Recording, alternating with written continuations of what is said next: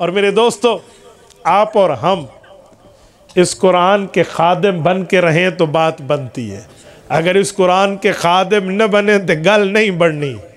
آپ کہیں گے کیسے؟ میرے دوستو یاد رکھنا، دنیا کی زندگی اگر کھانے میں، پینے میں، زندگی گزارنے میں، صبح شام دیکھنے میں، سونے اٹھنے جاگنے میں گزارنے کا نام ہے تو پھر کتا اور خنزیر بھی زندگی کو بتا رہا ہے، پھر محمد کریم کے امتی اور اس میں کیا فرق ہوگا؟ اگر کھانے کا نام ہے تو کھانا کتے اور خنزیر کو بھی ملتا ہے، پینے کا نام ہے تو پینا جانور کو بھی ملتا ہے، اگر توالد و تناسل ہے، اولاد کے چلنا مراد ہے تو وہ تو جانوروں میں بھی ہے، اور اگر سونا اٹھنا جاگنا ہے تو وہ بھی جانور میں ہے، ہم کس لیے ہیں؟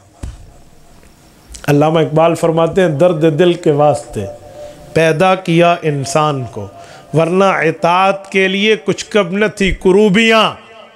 سنو، تیرے دل میں رب کریم نے جو چاہت رکھی ہے اس چاہت کو اللہ کی چاہت پہ قربان کر لے، دنیا بھی تیری ہے، آخرت بھی تیری ہے۔ ہم اس لیے آئے ہیں، ہم اپنی امنگ و چاہت و ضرورت و نیڈ و حاجت کو دبا کر رسول اللہ کی وفا کو اجاگر کرنے آئے ہیں۔ تو یہ لوگ اچھے بھلے کما سکتے ہیں، اگر یہ جتنے حفاظ اور قراء اور اساتذہ بیٹھے ہیں یہ مزدوری پہ چلے جائیں، کوئی بزنس اختیار کر لیں، کوئی تجارت کر لیں، کوئی بازار بیٹھ جائیں، بہترین نوٹ کما سکتے ہیں، تو کیا ضرورت پڑی ہے یہ اپنی صلاحیتوں کو مدرسے میں لگا کے بیٹھے؟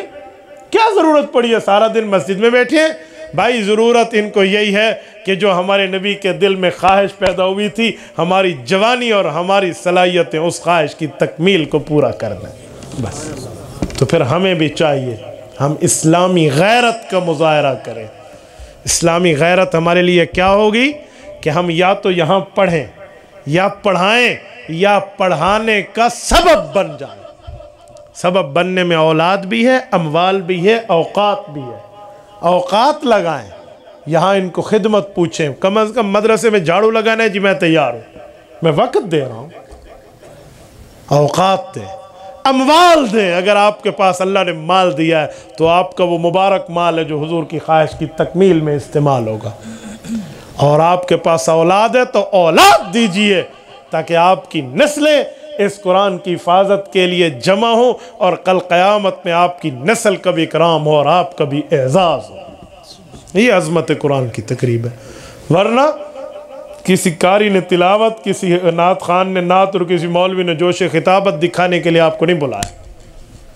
اگر ذاتیات کے معاملے پہ ہم نے بلایا جی فلاں اچھا بولتا ہے، جی فلاں برا بولتا ہے، تو میرے خیال میں راستے میں جاتے ہوئے ہمارا ایکسیڈنٹ ہو جائے تو حرام موت ہوگی، پھر حلال موت بھی نہیں ہے کہ ہم اپنی ذات کو لے کر چل رہے ہیں، مذہب اور نظریات کو لے کر نہیں چل رہے۔ تو یہاں آنے کی بنیادی مقصد آپ کے سامنے وہ بازو چڑھا کے جوش خطابت پیش کرنا نہیں ہے، صرف ذہن سازی کرنا مقصود ہے، مائنڈ سیٹ دینا مقصود ہے، آپ کا دماغ بنانا مقصود ہے کہ بھائی دین کے ہر شعبے میں میرا تعاون ہونا چاہیے، دین کے شعبہ جات کی زندگی میں قدر ہونی چاہیے، ورنہ خالی اولادوں کی بات نہیں ہے۔